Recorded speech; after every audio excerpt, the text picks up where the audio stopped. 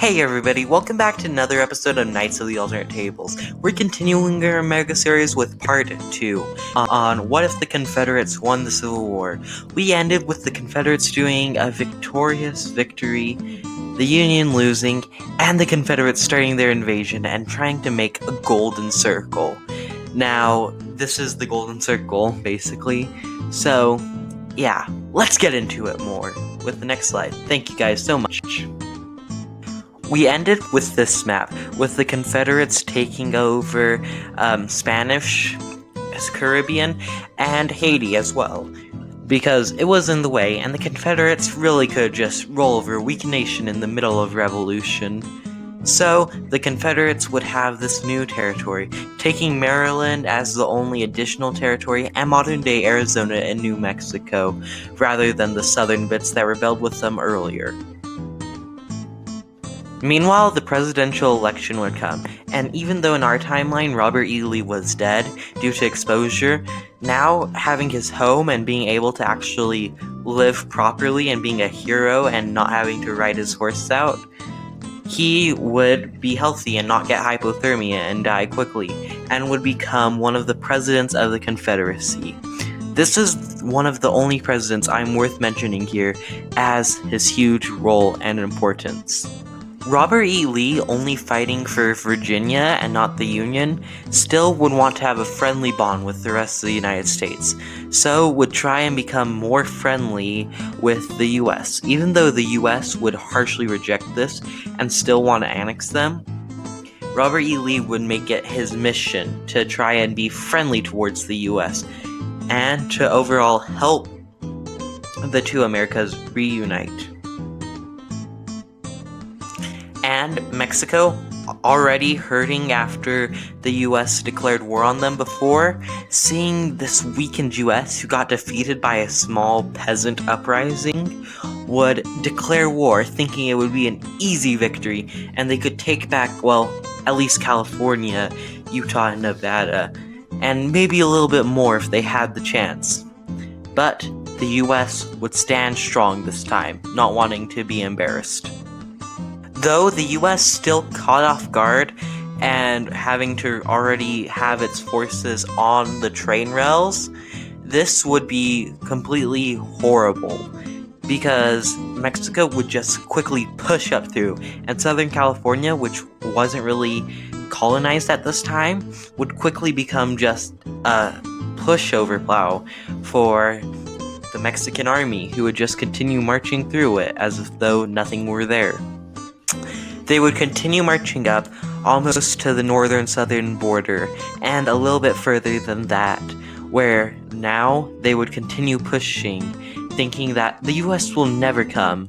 But when the US finally arrives, it would be horrible, but they would be able to fill more and more troops, and would quickly start to become a force of nationalism, with Mexicans all over rising up and joining the military to defeat the US once again. Lee would have to push through Congress, and quickly two forms would form, the Leeites and the Douglasites. The Leeites believing to protect and try and preserve American bonds, and the Douglasites wanting nothing to do with America and wanting to see it crushed.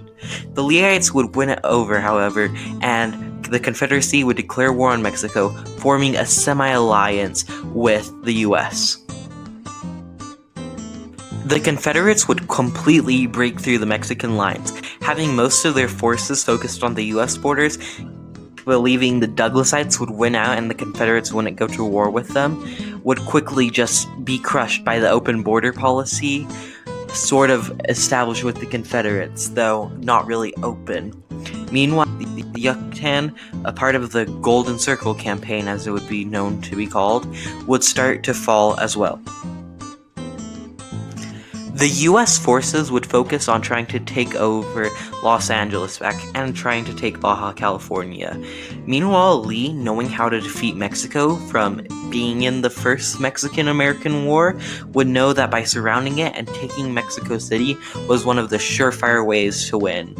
The Mexicans would quickly see less people signing up, as this glory war to retake back New Mexico would fail, and it would just be another horrible or of America beating up the Mexicans once again. So, with losing morale and almost Mexico City being captured, they would be forced to surrender, and it would be a horrible defeat for the Mexicans. Surely, they would not have any power ever again. If this were to be the fate of Mexico, if the US and the Confederates combined, what about the world? Lee would wonder. The US would take Baja California and southern of Arizona. Meanwhile, the Confederates not being able to take Yucatan completely, which would be horrible for them, because that would be their main goal, would be able to take a lot of more country, especially down the Rio Grande rivers and other rivers in Mexico, and stopping the US border from reaching Mexico. So the US would no longer have 3 borders and would be back to the regular 2.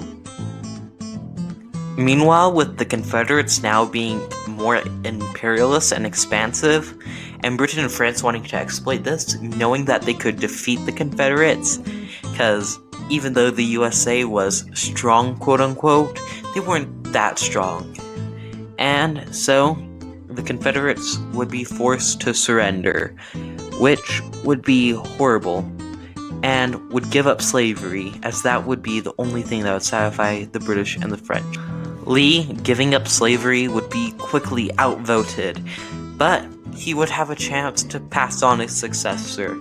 Even though it would be a Douglasite, it would be more of a moderate Douglasite, influenced by Leasite practices.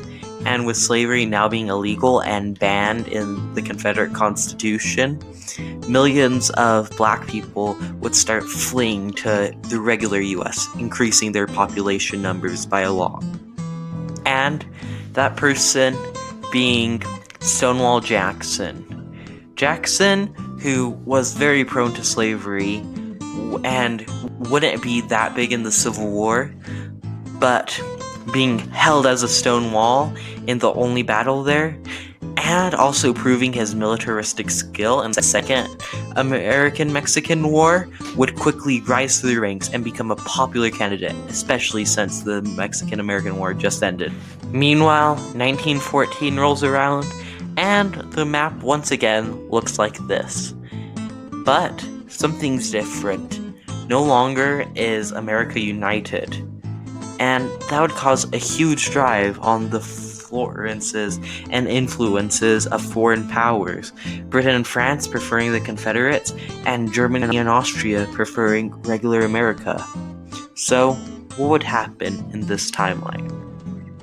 With the assassination of Archduke Franz Ferdinand, World War I would begin once again in these videos, and in history, though not our timeline, and I'm saying timeline a bunch, and I apologize for that. But this would cause a drastic change of events. And Austria would declare war on Serbia, which would bring in Russia, which would bring in Germany, which would bring in France, and you already know the whole shebang. So let's get back into the history.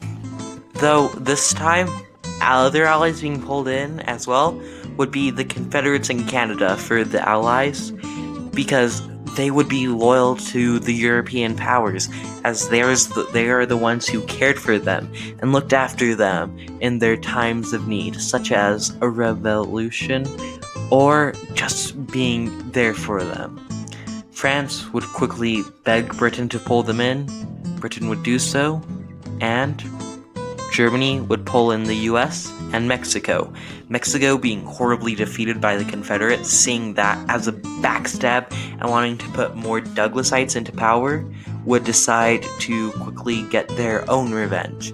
And the US, wanting and having a huge German population, would decide to fight for the right cause after being embarrassed centuries, having the Confederates beat them and then save them. It would be time to show them who's boss. Wow, that was fun to record. I hope you liked this mega series idea. I might do more in the future, not having a real particular subscriber goal. So yeah, I hope you do enjoy. Wacky Ideologies continues on Thursday as always. Make sure to like and subscribe. Make sure you not follow me on Twitter. I don't have Twitter. But just have a good one, because that's all I need. Wow, what a great video on the Mega series. On the left, that's my most recently uploaded video, and on the right, that's a video YouTube thinks you should watch. I don't know why, I wouldn't recommend it to you, I would recommend the video on the left. So, you choose who's right, me or YouTube. Go ahead, decide. I won't judge. Timmy.